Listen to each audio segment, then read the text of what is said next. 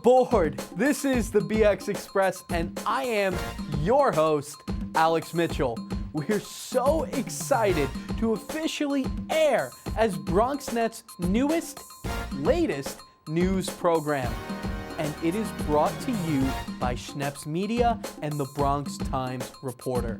So, we're going to kick off our first show with some of the best parts of summer going on in the borough. First, the Marina Del Rey in Throgs Neck was getting spicy when the waterfront venue hosted its annual Havana Nights over the summer.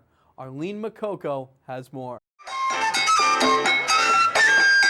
Bronx's Marina Del Rey for one night was transformed into a scene reminiscent of old Havana, Cuba, for a salute to its music, cuisine, and culture. And it wouldn't be a celebration of Cuba without featuring their legendary cigars. While rare to find here in the U.S., cigar maker Amadis, owner of Amadis Cigars on City Island, rolled in several of his handmade brands, including Don Carlos, Arturo Fuente, and San Cristobal. He shared the time it takes from cutting and drying the leaves to completing the final product. Yeah, they age it for 3 months. They roam, they age it about complete. And well, here's one review. Smells very mild and delicious. Right now we're serving an introductory cocktail made up of Havana Club Blanco, guava puree, and lime juice. That's James McHale from Havana Club Rum by Bacardi, featuring the original recipe of founder Jose Archibala from Cuba, who established the brand in 1934. The company was taken from them by the revolution, from the Castro Revolution, and they were forced to exile to America. Today, the brand lives on, and so does Havana here at the Marina Del Rey. For BronxNet, this is Arlene Makoko. Even though BronxNet is public access, the network has been known to get competitive at times. Just look at the 25th annual celebrity basketball game from Orchard Beach this summer. Valerie Morale hit the court with the BronxNet team.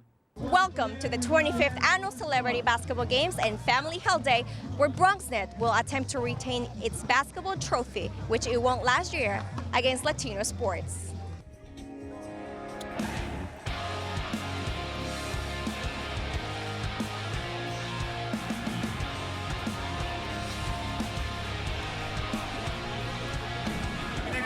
We're going to win it back again next year. The 25th Annual Celebrity Basketball Games and Family Health Day gives back to the community once again. This time, they collaborated with Bronx Care and Goya. We spoke with President and founder of Latino Sports, Julio Pavon, and co-CEO of Hoops in the Sun, Joe Cruz Jr. We've been doing this for 25 years, and it's our way of Latino sports giving back to the community. We want to show the Bronx that you don't have to be in the movies or you don't have to be on television to be a celebrity. First time we won in 3 years, so Bronx has been successfully winning these games. I believe in the mission, and I believe in the people that we try to help and represent, which is our Latino community, our African American community, and everybody that comes to Orchard Beach is all part of families. Besides the tournament and fun games, President Pavon also highlighted the importance of bringing health to the Bronx community. And because the Bronx has one of the worst health records in the state of New York, 62 counties in New York State, the Bronx is 62 in health, and it continues to be that. A Bronx Care Mobile Unit representative was one of the collaborators at the event, offering free medical screenings. So the services that we provide is blood pressure, cholesterol, diabetes, and also we do free HIV testing. A Bronx resident expressed his experience about the medical screening at the event. I believe it's important for regular people to check on their health. I would recommend everybody to check once in a while when they have a chance. As well, it's for free option for everybody. So we emphasize around health that you don't have to have a lot of money to go to a gym. You can just dribble a ball. You can come and do some exercise. You can do a Zumba class. Reporting for BronxNet, Valerie Moravi. Van Cortlandt Park is known throughout the Bronx for being one of the city's largest parks, and of course having a golf course that Babe Ruth teed off at. But it's also home to the altar of Odin. And nothing against the god of thunder, but we sent Jericho Tran over to check it out. Imagine hiking or running through a path off the main trails in the borough of Parks, when suddenly, amidst the trees, you spot a towering structure of stones carefully mounted together. How did this arrangement come to be in such a hidden place off the beaten path in Van Cortlandt Park? A closer examination of these stones reveals an inscription with some unfamiliar characters. The place speaks to us through a name, especially a place that does not have a voice to speak. And one can also relate much easier to the place knowing the name of the place. Artist Ulix Grika, commonly known as Ulysses, erected the stone sculpture by carefully balancing and adhering the stones. The idea for his creation came to him straight from the stone. I had walked and sat on it, but then I realized that on top of it there something archaic, something pagan had to sit on it, because that was the energy that the stone was emanating. The sculpture is a tribute to Odin from Norse mythology, who was the god of wisdom, poetry, death, and magic. It looks literally like an altar that is worthy of to have Odin standing on top of it. The sculpture is called Altar of Odin and includes stone figures symbolizing Odin, a Mimir's head, and 2 Valkyries. It also includes 2 runic inscriptions which stand for the letters of Odin. The writing is my way of consecrating the place.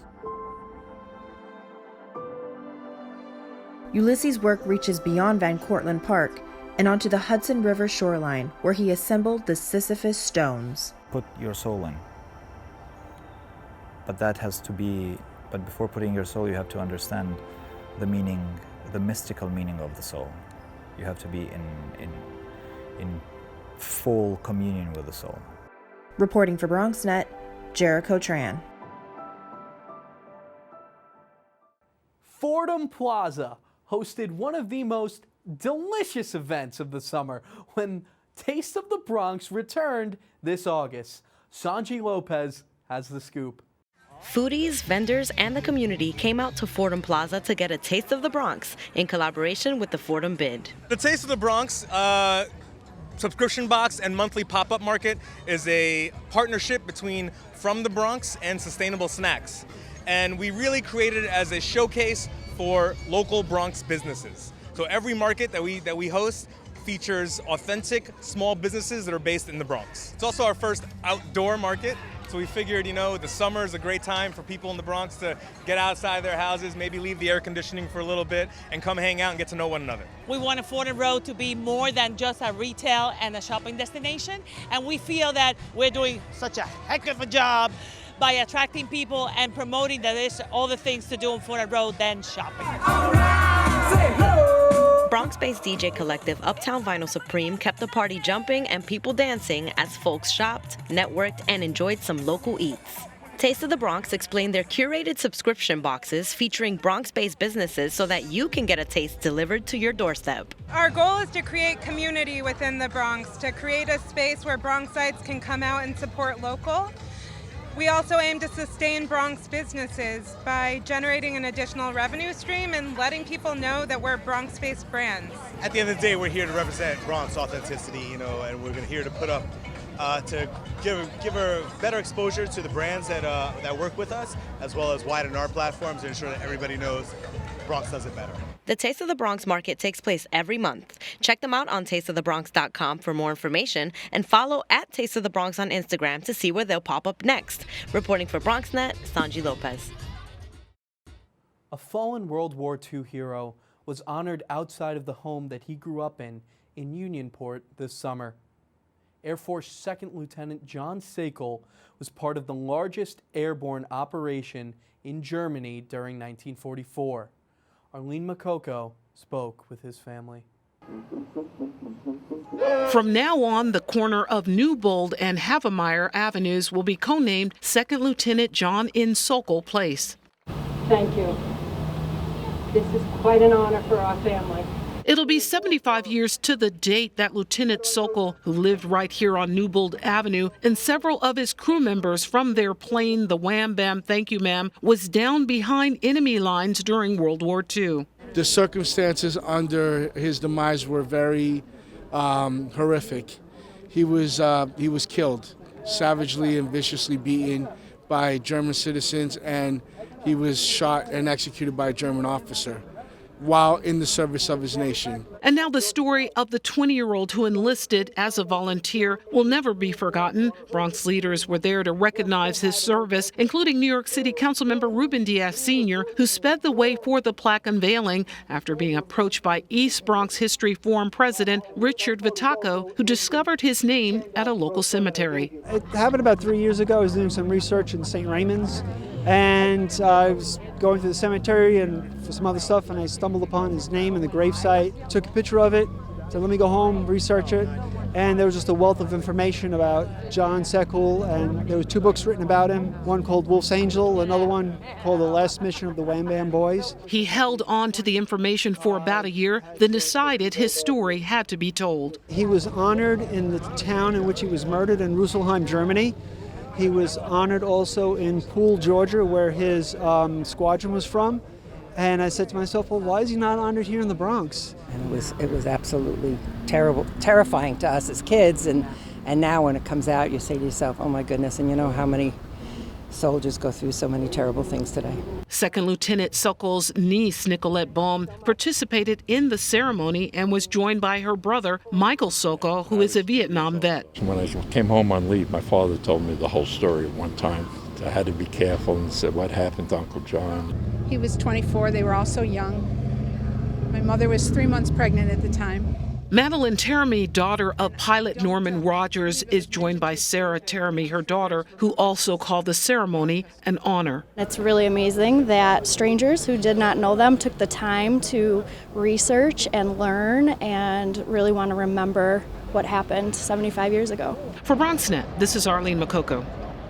And you can read more about the John Sekul story and about the Wham Bam crew at BXTimes.com. Up next, a legendary videographer from Uptown is coming in to talk about some big projects. So we'll be right back. Stand clear of the closing doors. Stay tuned. While most contraceptives are highly effective at preventing unwanted pregnancies, there is one foolproof method. Pairing socks with sandals has been scientifically proven to prevent pregnancy by deterring any contact with the opposite sex. Dad, we're grown adults now. Isn't it a little late to be having the talk or whatever this is? I know what you're thinking.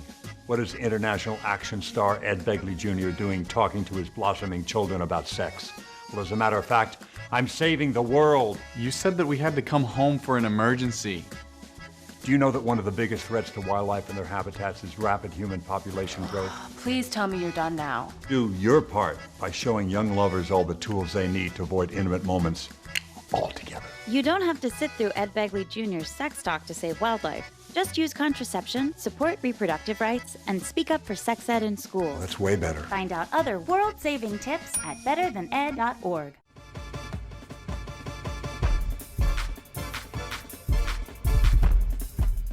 Oh, aboard, welcome back. This is the BXExpress and I am Alex Mitchell. So now we are joined by one of the most talented photographer, videographer, whatever you want to call him, one of the most outstanding media people, not just in the Bronx, but in all of New York City. He freelances as a photographer for the Bronx Times. We have with us Alex, the Bronxer Rivera. Hey, what's up? How you doing? Chilling. So, tell me first of all, before we get into everything, where did you come up with your name, the Bronxer? Where and when and why? I think the reason why I made it was I wanted to make a new word to put in somebody's vocabulary. And I think to make it sound like a verb, adjective, or whatever you want to call it is a pretty cool idea. So why not make something that's called like the Bronxer or Bronxer instead of just saying like, oh, I'm a Bronxite or something like that. I don't know, it sounds weird to me, the word Bronxite. It sounds like the word parasite. So I think if we use like another word, maybe the Bronxer, it sounds a little bit better. I don't know, that's just me. Okay, I see where you're coming from. It definitely has more. Yeah, it's got kick to it. It's like a spicy Italian sauce, you know, or you're Dominican, so you know what's like the spiciest Dominican stuff you've ever had? I think it's like, it's not the spiciest, but it's the spicy like goat. Is like a very like brown rice with goat. Did you say goat? Yes. Like the animal. Like the or like animal. Michael Jordan. Like, the animal. Like Oh, okay. it just tastes so good. All right, but it's really good actually. It's a very good type of. Staying on topic now. Yeah. What kind of video work and what kind of photo work do you do? It's more documented at this point. Like it's like if I see something that I feel that in the future would be more of a, I guess something you could go back on, I'm gonna capture it. And even if it doesn't have something, I feel like it will in the future. It just is. That's how I think. So right now I do portraiture, like food photography, a lot of event capturing video work, a lot of conceptual work, depending on how I feel throughout the day, I guess. A lot of stuff with me in it, I guess, because I'm trying to like relate to the crowd and, you know, show that I'm here with you in the hood. And I'm showing you how you can make it look beautiful without thinking that it's like this, you know, hectic environment. So, yeah. So when did you first take up photography, or what came first, video or still images? Chicken or the egg? Yeah, chicken or the egg. Honestly, I was a fine artist before I was anything of that. Actually, I do a lot of illustrations. I'm like really heavy on cartoons and stuff like that. Oh yeah. And in college, I pretty much did fine arts, a lot of like oil paintings and all that cool, like let me paint a vase type of work. And then I started getting into like digital work, like, you know, graphic design. And then from graphic design, we got into photography. And then from photography, I'm doing jumped to video. Yeah, it's like easy gateway drug. It was just like da da da. So I know as far as food and graphic design goes, or maybe technically beverage and graphic design goes, you just did something with the Bronx Brewery, did you not? Yeah. So tell me about it. What is it? It's pretty much, so we did a spin-off of their Das Bronx can, and we pretty much added more to the label. So they're doing this like up-and-comers, like artists that come and like showcase their work on the can. And every month they're gonna pick a new artist. One of them being me. It was pretty cool, so I decided to implement my style of drawing or illustrations onto that can, which a lot of people didn't know about. Like, oh man, you draw, Alex? I'm like, yeah, that's what I do. So I decided to do this robot sci-fi series on a can, which was pretty cool. So there's a video of that, isn't there? I think someone maybe makes a cameo appearance. Oh yeah. I think another Alex or something. Alex, well, we got the A squared thing going on? Yeah, man. That's All what right, we're doing. so we are going to show you now the video from Das Bronx and the Bronx Brewery. Check it out.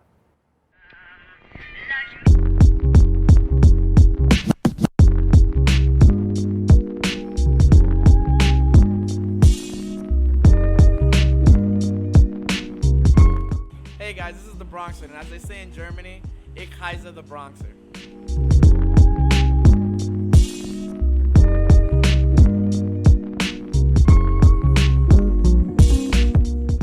I'm here today debuting my first collaboration with the Bronx Brewery, with the Das Bronx beer can.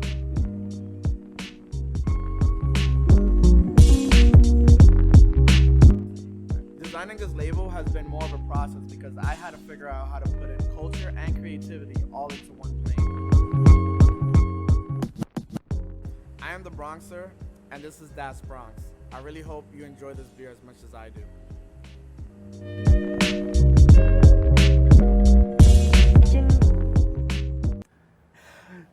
So you know what I remember most about that morning? Because it was 10 in the morning when we got there for that. Yes, it was pretty early.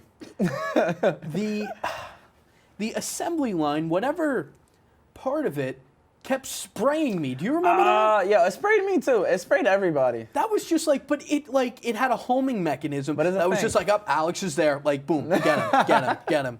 That was fun. It was uplifting. We should have shotgunned one before we went. Not if we were driving, of course. Oh no, I mean, I was gotta be barefoot. good influences. Yeah. Yeah. So since then, what kind of bigger picture projects have you been working on? So DJ J Fuse and I are actually working on a $1 party. Oh. And the way that's set up is you pay $1, and then you as the consumer or the invitee, I guess, right? Inviter, yeah. So you would come in and experience how much that dollar gets you. And at this point, it's gonna get you a lot because you're paying for $1 for a whole experience. Like you have a full-blown DJ, you have people documenting you through professional cameras and media. Yeah, it's crazy.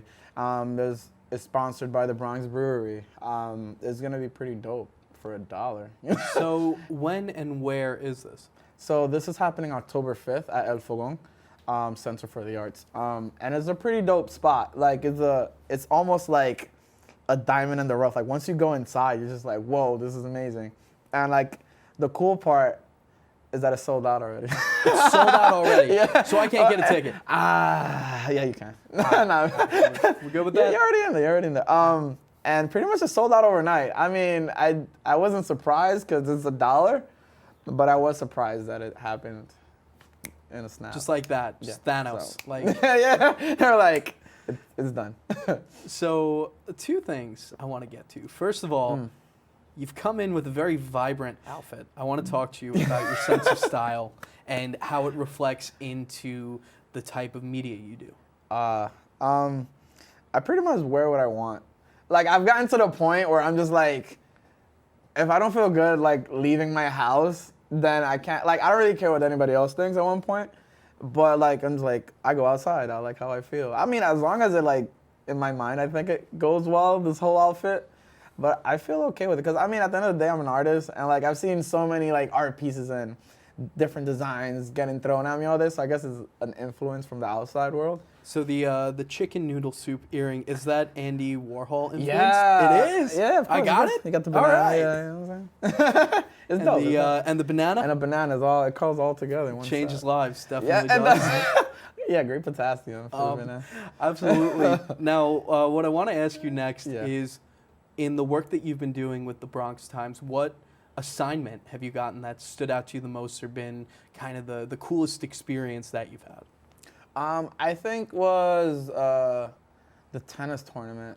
Oh, the World Team Tennis at Crotona Park, Cary Leeds Center for Tennis and Learning. Yeah, that was a long name. Yep. But it's, the fact that you got it means a lot.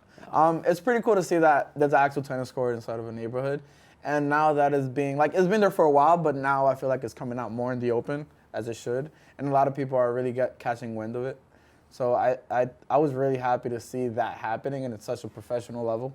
Because it wasn't like some whatever. Oh, no, of course not. And when Billie Jean King introduces your season and we got to speak with her, we got to take some, or you got to take some really cool photos of her. It was dope. That really, I think, set the tone for seeing people like Venus Williams, John Isner, Sloane Stevens, so many, Marty Fish, and so many other tennis legends just coming up in the Bronx, setting up for what was really like a preseason to the U.S. Open. Yes. And seeing that, and then seeing all these guys carry on to the U.S. Open and have good runs. Neil Skupski in the doubles, he almost won it all. He had it was epic. a run to the semifinals. It was insane. It was dope. And it was cool. You did an outstanding job there. And I'm all right. It's all right? I don't know. But there is something, and I want our viewing audience to chime in on this. You've never seen The Godfather. No, I haven't. I don't know why, but it's just something about it was like, I feel like I can always see it. Like I could always go back and go see it. I will. I think I'll see it sometime this month. Sometime this month. Yeah, All right. I will confess I've never seen Men in Black, which you've scolded me for. Yeah. Yeah. Yeah, I feel like it's something people should watch. It's pretty sci-fi. I agree, and I feel that way about The Godfather minus the science fiction element to it. I mean, yeah, it's good. It's good.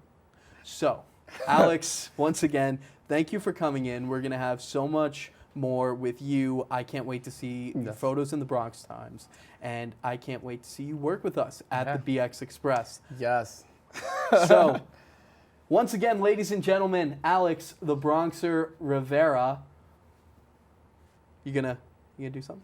Oh, what am I gonna do? There you have it. All right. We're gonna take a short break. Stand clear of the closing doors. We'll be right back.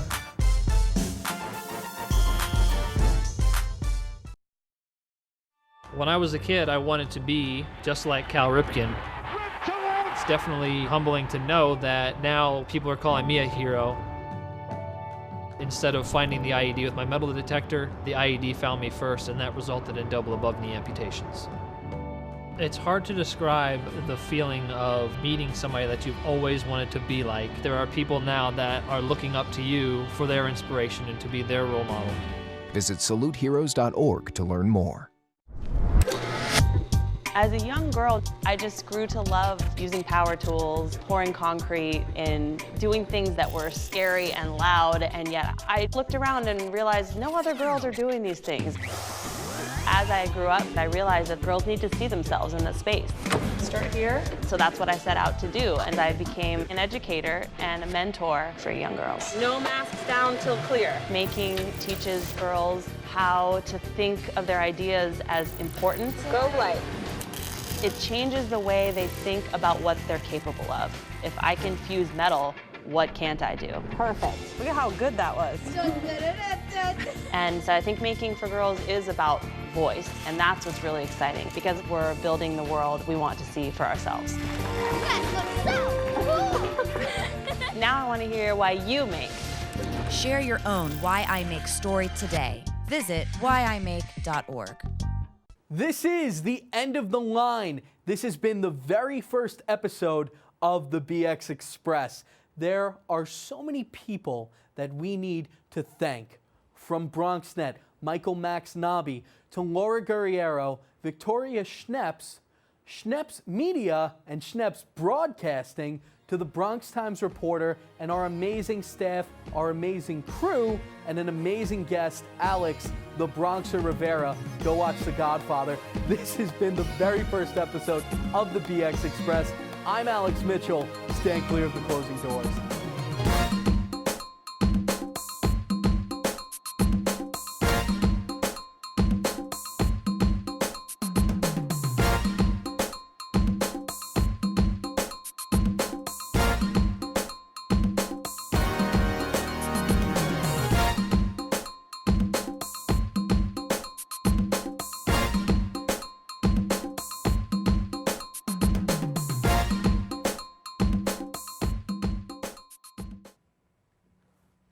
Oh, good day. I'm Alex Mitchell, but you probably already know me from my food page, Mitch Daddy Eats.